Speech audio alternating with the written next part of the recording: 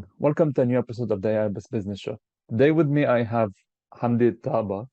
He is the founder of Abwab, a big player in the edtech space in the MENA region. Before that, he started Dukkan, and then he was at Uber. I'm very excited for this episode. Hamdi, welcome to the show. Thank you, Ahmed. Good to meet you. Hamdi, you had an interesting career. You're a guy that started a startup, exited it, and then worked at a corporate job at a startup, and then started his own again.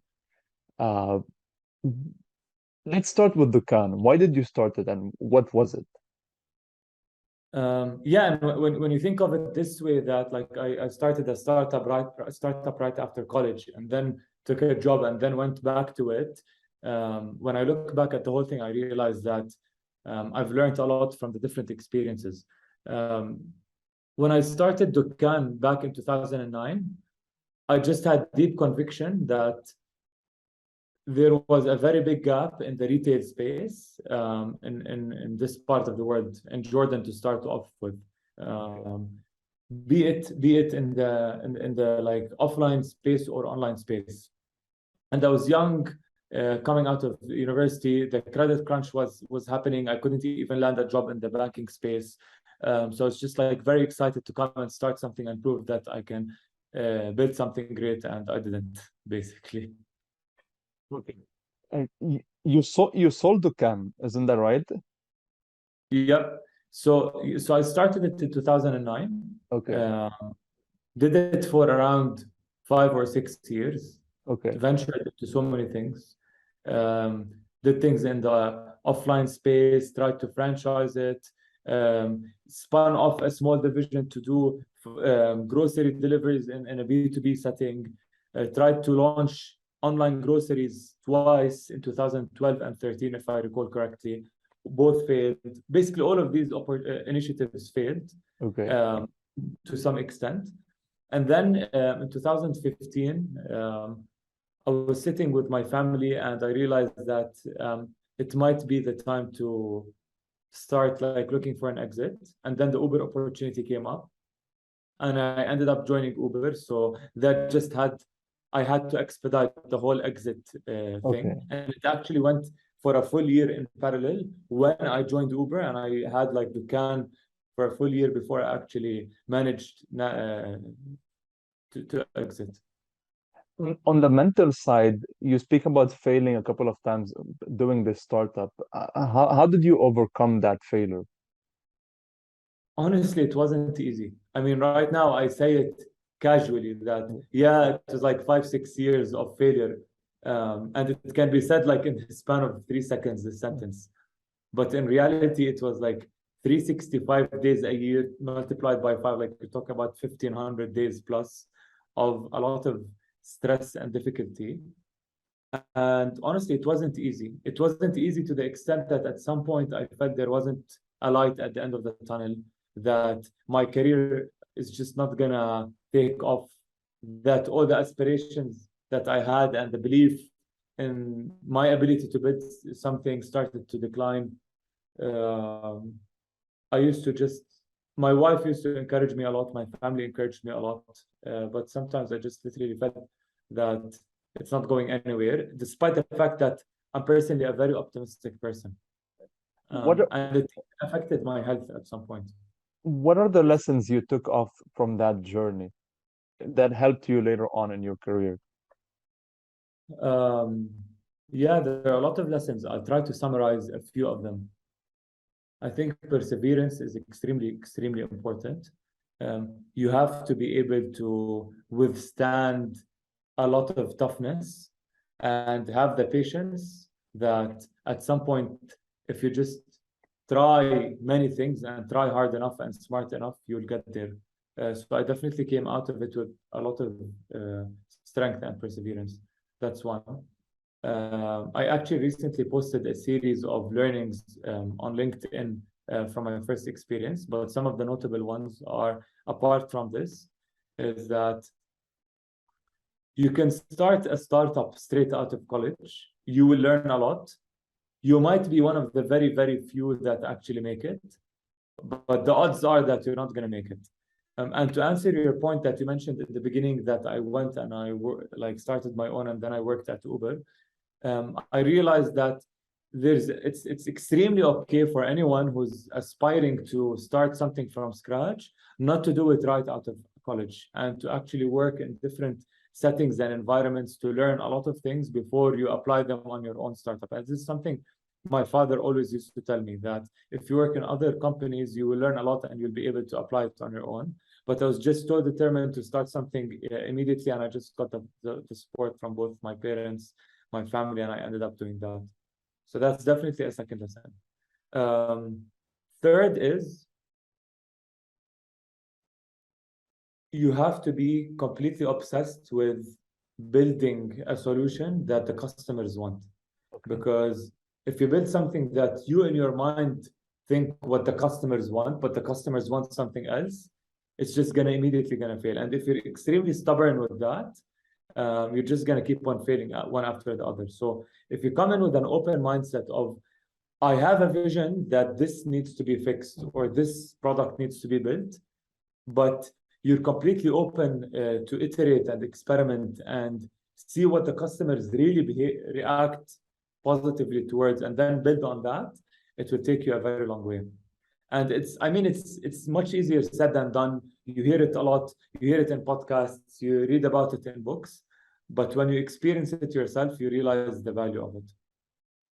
This point is very true. I've interviewed a couple of founders and spoke to many, and what they all have in common, every startup founder has in common, that they're stubborn to get to the vision they want. And that's a positive on one side, but it's a negative because sometimes they get blinded by what the customer is saying and they just focus on that mission. And that may lead to them not focusing on the customer, not changing the product, iterating it to follow what the customer says. And I wanted to cover Dukkan, and maybe, I don't know, seeing it on the news, I didn't know it was a failure, but you speaking about it as a failure is so helpful to many people who are in the startup world, young entrepreneurs, to understand that they could start something, it could fail, but that doesn't mean they ended their career. They could go ahead and start again over and over up until they reach success. And a second time and third time founder is always better than a first time founder because of all the experience they got out of their different journeys. Yeah, and you know what's even better? A second-time founder that failed the first time. Right. Because a second-time founder that made it the first time would still, I'm not gonna generalize, but you could be in a situation where you think it's always easy and it's always easy to make it, and you just got, I don't want to say lucky, but like things worked out for you in the Right. first time.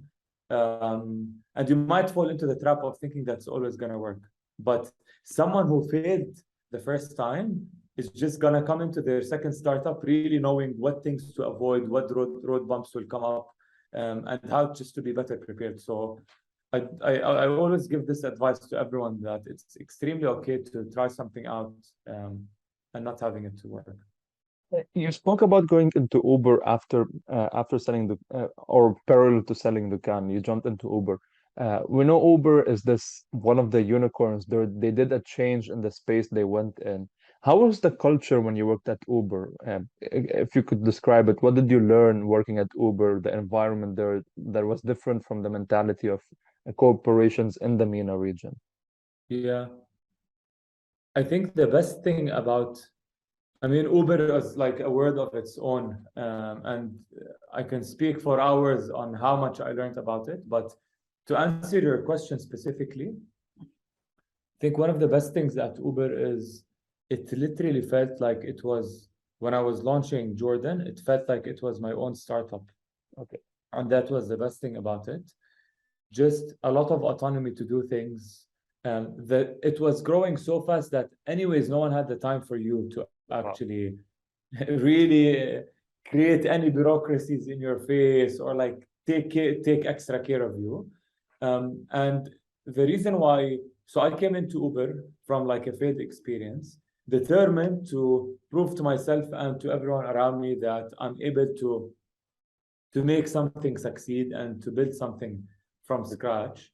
And the best thing about the Uber experience, and I give this advice to a lot of people that are hearing us right now, that if you're in a company, try to make the most out of it, because I came into Uber as if I was my own founder, but I was backed by world-class technology with a lot of funding and a very strong backbone. And all I needed to focus on was just go out to this market, launch this business from scratch, and try to just grow it as much as possible. And if you're working in a startup, you have the luxury to do that, where you don't have to worry about cash flow, funding, fundraising, tech, product, and all you need to do is like just focus on your domain and flourish in it. So there are a lot of merits for someone to work in a startup before actually starting something from scratch. Okay. And because I'm reading a book called the Cold Start Problem, and Yeah. the By author, Andrew Chen. yes, and he explains the environment at Uber when it first started, and he Yeah. speaks about how fast it was, the meetings, they had standing meetings for 15, 20 minutes, how they launched in San Francisco and Los Angeles, and how fast it was. And you launched Uber in Jordan, which is a great experience in itself, and how fast paced it was. You had to work fast, you had to figure out stuff fast, solve problems fast. And this is why I wanted to hear your insight from, because you were in the middle of that. Yeah, it was so fast to the extent that my final interview, I was doing it with the regional general manager, and literally like it ran for like 10, 15 minutes. The guy was running between a million things at the same time. He's like, just like literally, let's do this, get over with it, and get to work the second day. And that's amazing. Now, here's the question. You went from a retail startup, Dukkan, then Uber, which was rideshare, to a totally different space in the edtech startup. What gaps did you see in the market that you're like, okay, like what was your frame while thinking about starting a new startup? Why did you go to the edtech space? Did you see a certain gap? Talk to me about the process in your shift to starting Abwab. Yeah, it's a good question, because I always meet people that think that they're gonna come up with an idea overnight and the light bulb is gonna light up and you're gonna go and do start your own startup. But in reality, it takes a lot of time. So multiple things. One is I was always obsessed with creating value. So if I go back to my Google Drive, I'll probably find tons of startup ideas that never saw the light in the past 12, 13 years. So you just need to always be thinking of opportunities, and then you either see it through or not. The second is, even before joining Uber, I wanted to start my own, like some sort of tutoring center, like mini business project where I can help students practice physics and economics, two subjects that I was good at school. Okay. But that never happened because I joined Uber. And then joining Uber and seeing the impact of technology on ride sharing, seeing 500 drivers line up to start a new job every week, seeing the impact that Uber was creating on the mobility space through tech made me realize the power of technology, something that I hadn't seen in my prior Dukkan experience, except for very briefly. And I realized that if technology can be that powerful in really causing that much impact on a space like mobility, imagine how much you can do on education, because in education, you have people in like rural areas that literally you can reach with technology, and you can deliver the best education to students across the world, especially in regions like ours, the Middle East, Pakistan, Southeast Africa, most of the Southern Hemisphere countries.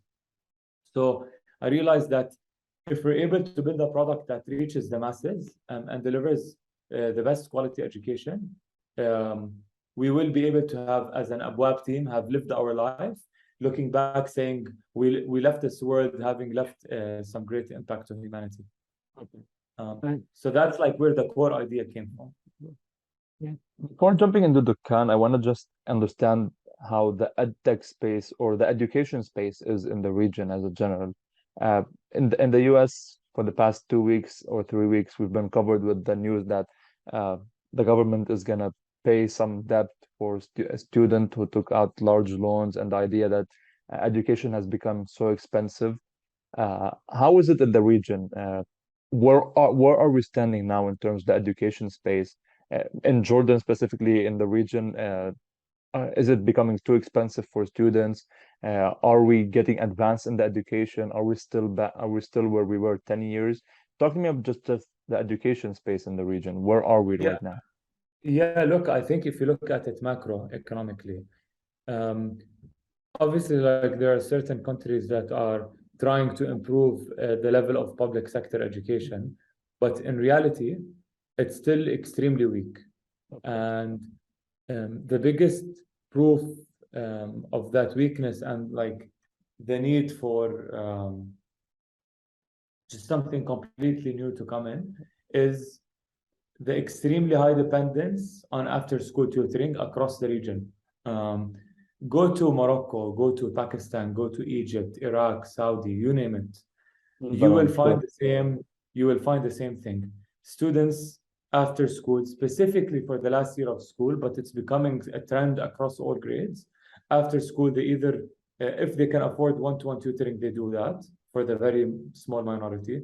Otherwise, you're either taking some group study sessions with your friends with a tutor, or you're attending an after-school tutoring center, which is almost, you can argue, the same low quality experience as what you get at school, because again, you're in a classroom with 40, 50, sometimes 200 other students trying to learn a concept that you weren't able to learn at school for different reasons.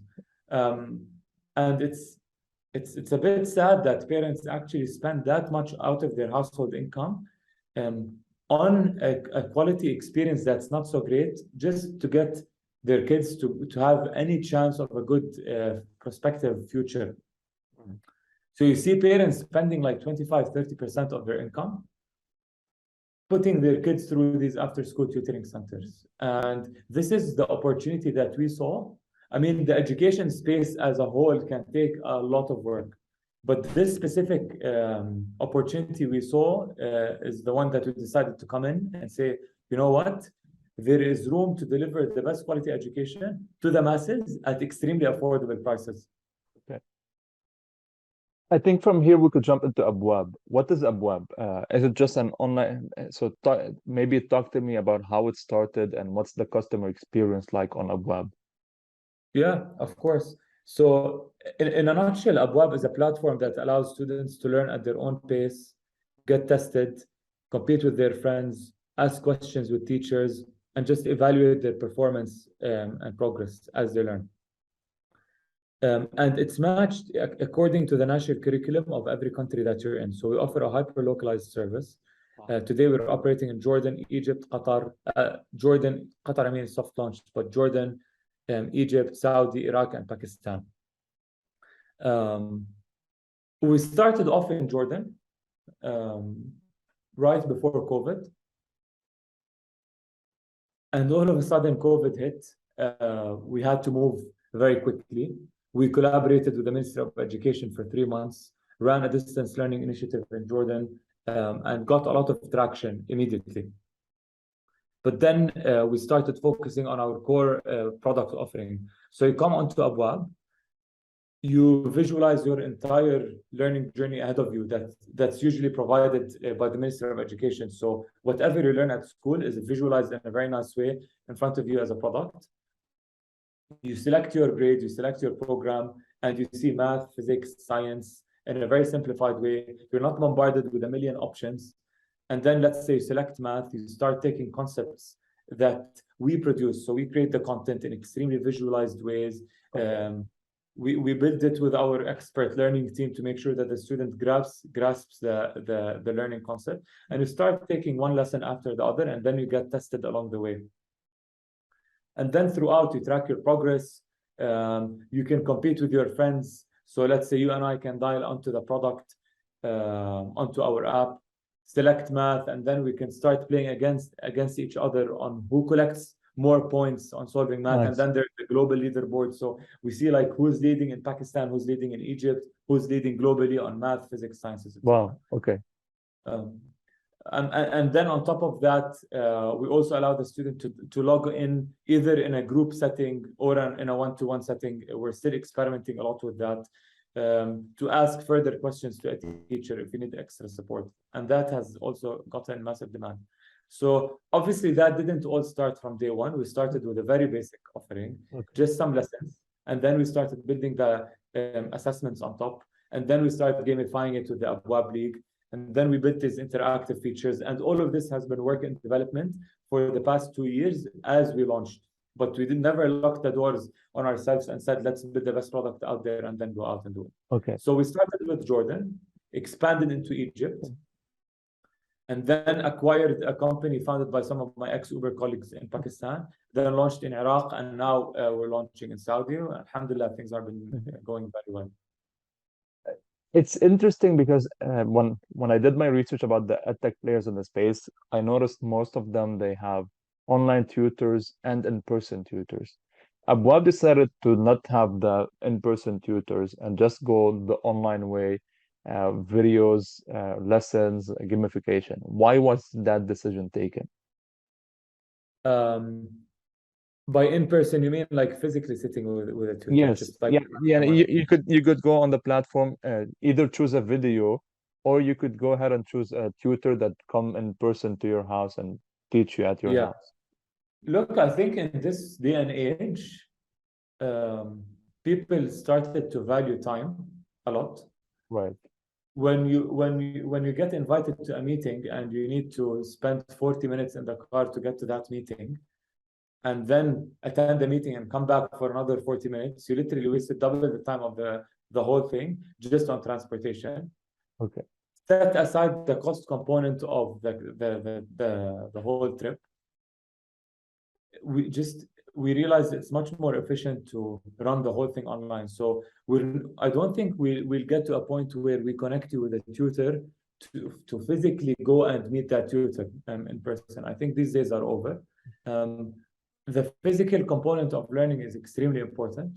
There are models of blended classroom experiences where part of it is in person and part of it is online, but specifically for receiving tutoring support, we believe that it's much more efficient to run it online. So today with Abwab, you can do most of it at your own pace anyways. You go online, you watch as many videos as you want, you solve questions, you get tested, you track your progress. And then if you need further support, you can literally dial in at a fraction of the cost, no time wasted, get whatever you need and leave. How do you make sure you're working with the right tutors to give you the best video outcome for the students? We have vetted thousands of tutors, and obviously, like, we have teachers that work with us across every single country. So we create all the content locally, and we vetted thousands of teachers to select the ones that we have. Obviously, they go through a rigorous assessment process, both from like solving tests, coming into our office, meeting them, getting them to practice, train, try to speak in a studio setting. Because don't forget that you can be a very, very good teacher, but you might not have the charisma to be able to deliver on video, because delivering in a classroom is extremely different than delivering on a video.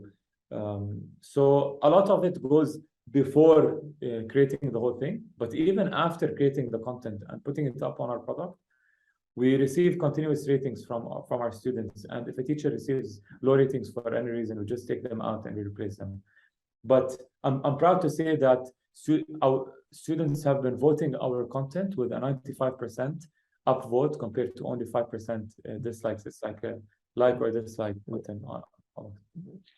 I like about Abwab from what you're telling me. I mean, I went through the platform, but I didn't go inside lessons or anything. But you created Abwab in a gamified way. So it's really likes, dislikes, leaderboards. Where did that come from? Like, where did that vision come from? Was it you as a founder? Was it the team? How did the conversation about making Abwab a gamified learning platform come to existence? Yeah, I think the overall vision of Abwab is to deliver a reliable learning solution that's also fun and engaging.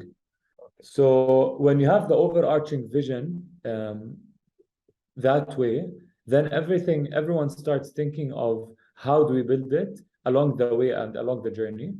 It's never, it's not like we pause for a second and say, wait, guys, now we need to gamify the product. Let's think of ways to do it. it's something that is just evolving and growing with the company. It's extremely difficult to say, you know what, I'm just gonna build all the gamification features into the product right now and see how they go. Rather, let's build it into the whole journey as we progress through the years and then iterate going forward. But it really comes from the deep belief that if you're enjoying something, you will definitely learn from it. Okay. If you play a game and the game is actually, we have like real proof. So part of the whole gamification experience is an actual game as well, which I just spoke about, the Abwab League.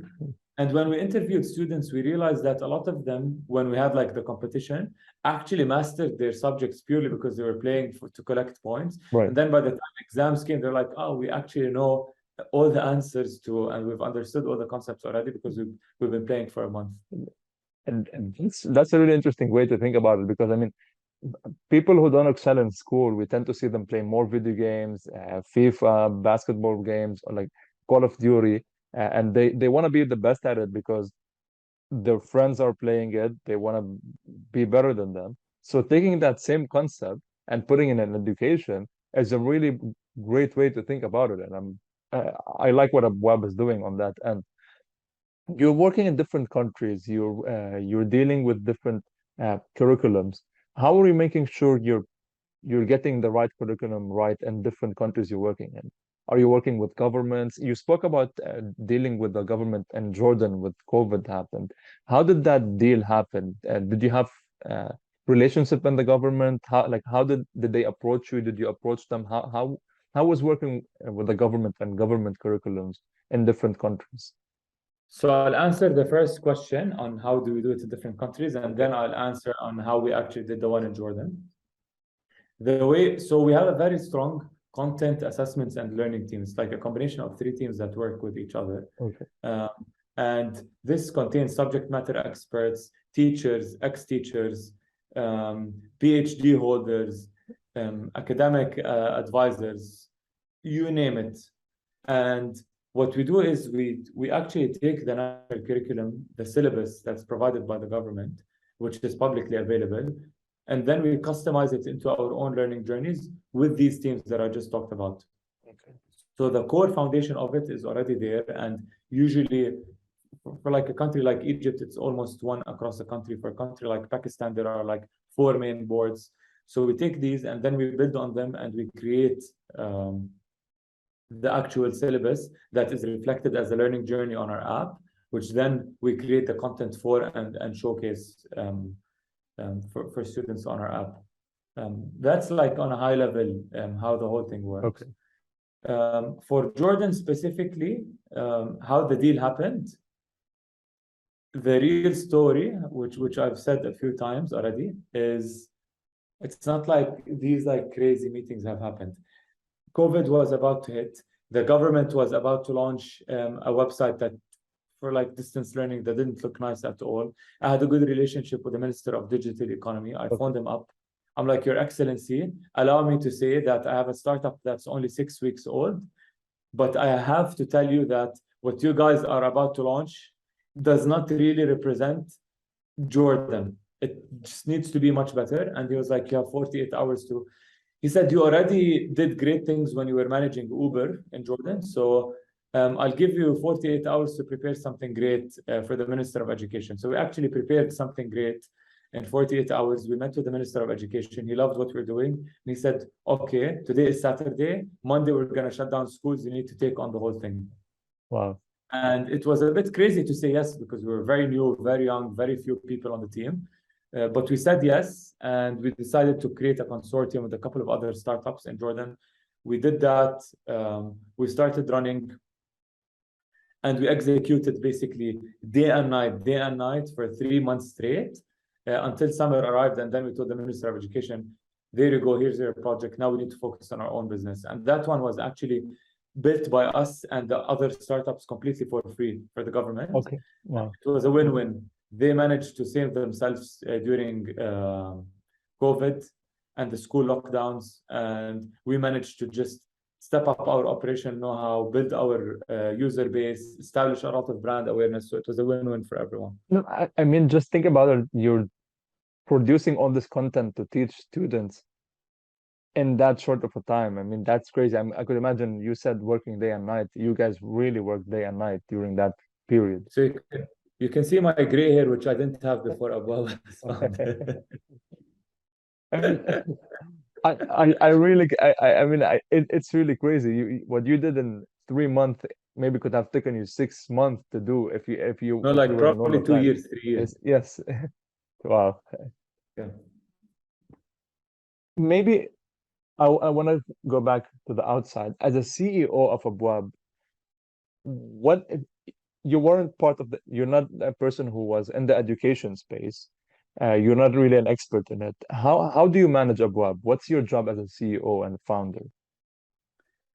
Yeah, before I go into the details, it's good you raised this point. So I was speaking to my co-founder Sabri this morning, and we were discussing. So Sabri, my co-founder, we're three co-founders. Hussein is our CTO, just a lot of knowledge in the tech space. And Sabri used to be my direct rival. So I was the GM of Uber. He was the GM of Careem. We were competing Okay. head to head. Okay. And he doesn't have education background either. And we're discussing this morning how we both came into the sector with no prior education background. And I told him that I once attended a VC talk for VCs on how to manage relationships with startups. And I just wanted to sit there to see the other side of the world. And the person giving the talk said that I only invest, and the person is actually an Abwab investor. And the person giving the talk said, not only, but I primarily invest with founders who have no prior background in the sector that they're in. Because this is the only way you can guarantee that that person is coming with a completely fresh pair of eyes, not doing the things the way they've been done for the past 100 years, and just creating and innovating out of the box to bring new ideas to the sector. So that's how I see it. As the person on how what do I do? I work very hard, I would say. I literally work around the clock. It's a combination of a lot of different things. Problem solving all the time. Trying to read and understand numbers is the other. Working very closely with different team members on building strategy, executing on it. How do we build the content? What do we do with the product? Where is technology headed? How are sales doing? What is support? How is support taking care of our students? So it's a lot of work with different teams. A lot of it is also just like building a strong culture, making sure that everyone's aligned on the same vision. Something that I'm very proud to say that at Abwab, the entire team is extremely passionate about the mission and just like really focused on delivering towards it. So a lot of my work goes towards that, and just continuously obsessing about running experiments. We always assume that we don't know what we don't know at Abwab, and we always like to keep on running experiments regardless in what function or field it is, to keep on learning. In the beginning of this podcast, you asked me about failure, and I wanted to say something for everyone listening over here, because it's extremely important to think of things through that lens. You can think of very big failures, such as building a startup and failing, and that of its own is a learning, right? Right. But there are also much smaller failures that you learn from. And this is something we strongly promote at Abwab, to the extent that every single Monday during the all hands meeting, I have a specific section for anyone to talk about their failures. If you haven't tried something in the past 7 days that haven't failed and you've iterated on and improved, it means you haven't pushed hard enough or you haven't challenged yourself enough. Right. So that's one of the things that we try to empower and encourage and celebrate at Abwab, to keep on always developing and improving. And that's a great lesson. I had Ahmad Yusri, the founder of Rabbit, on the pod last week. Of course, And what he said something about being a CEO. He's like, we're answering questions that haven't been answered yet. And I think what you say, we are always experimenting. We're always trying to find solutions for problems that haven't been solved yet. And to find these solutions, you have to fail. You have to try it one time, fail, try the other, fail, up until you find the right solution. that fits the whole startup. And that's a lesson I Correct. think everyone who's listening should take and know. Where do you see Abwab in the next 5 years? And where do you see the edtech space in general in the region in the next 5 years? So our vision statement is to unleash the human potential. Okay. And if you ask me where do I see Abwab, it's 5 years, 10 years, 20 years, and 30 years, getting closer to unleashing more potential out of people across the markets and the cities that we serve. Okay. Today we're focused on the region from Morocco to Pakistan. So if you look at Abwab in the coming 5 years, you will see us, inshallah, delivering on delivering to students the highest quality educational experience they can get in these countries, and continuously innovating on the product for specifically high school students and secondary school students that we're focused on. Think long term, Abwab will inshallah be at some point a lifelong learning app where from the day you're born until the last day on earth, you just keep on learning through the product. If you ask me about the edtech space in general, I think it's extremely young.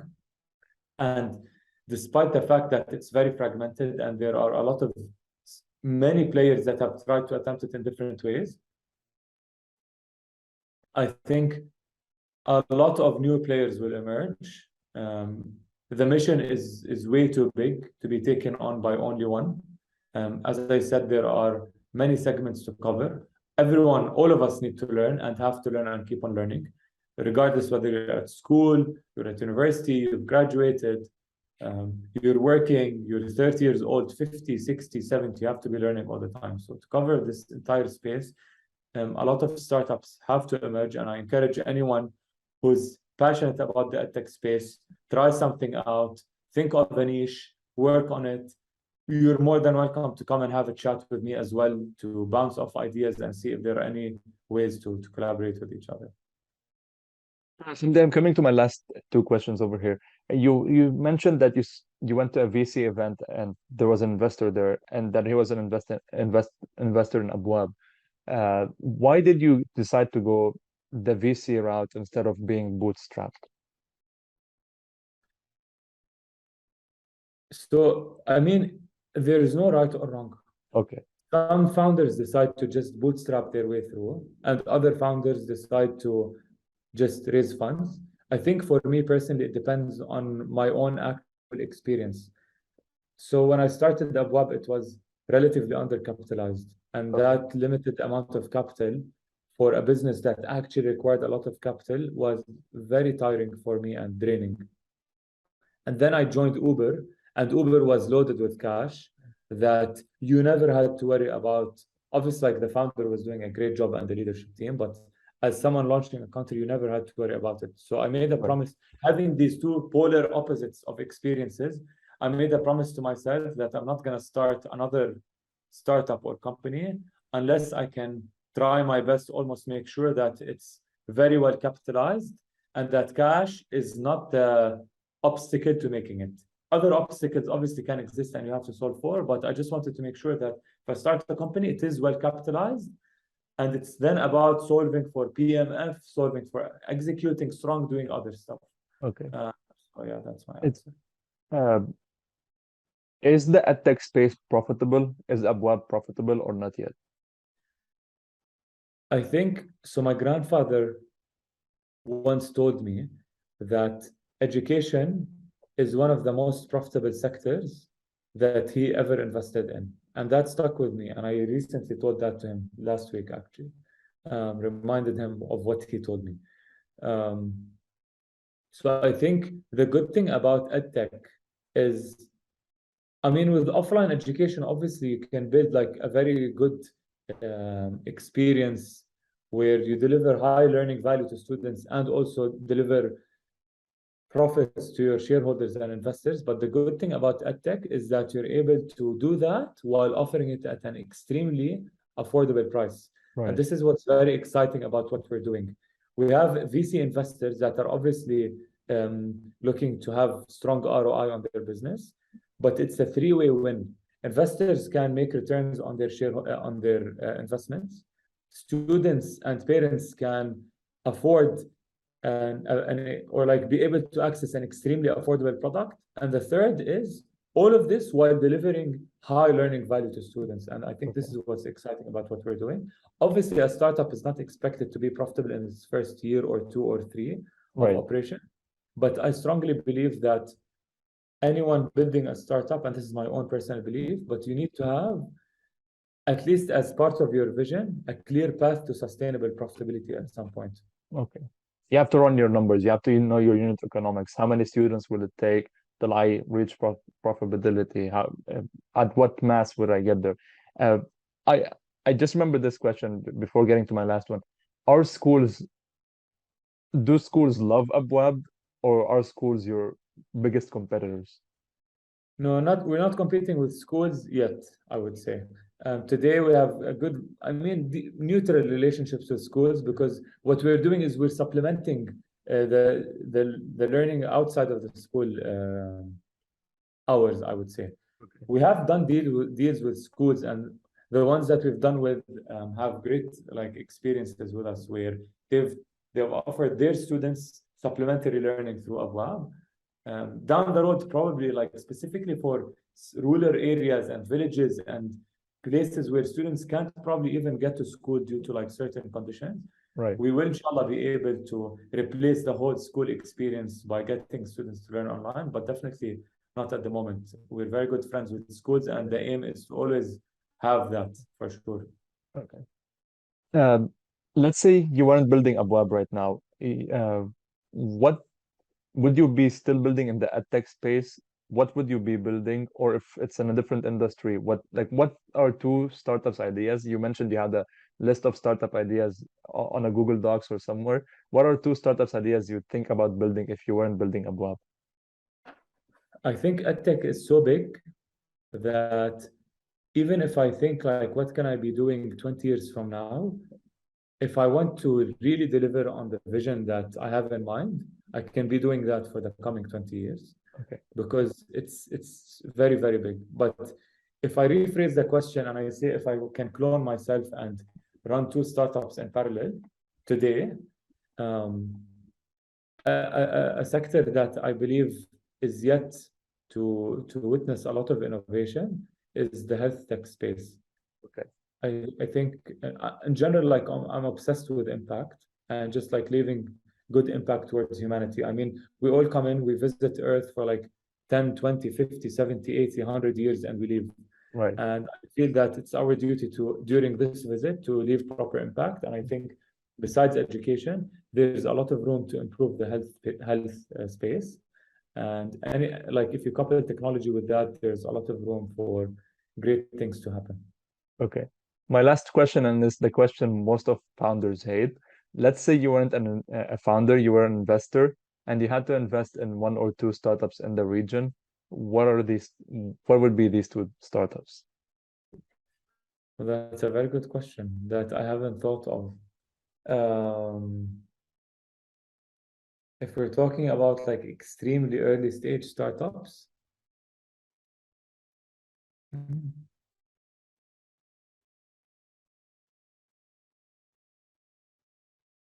yeah.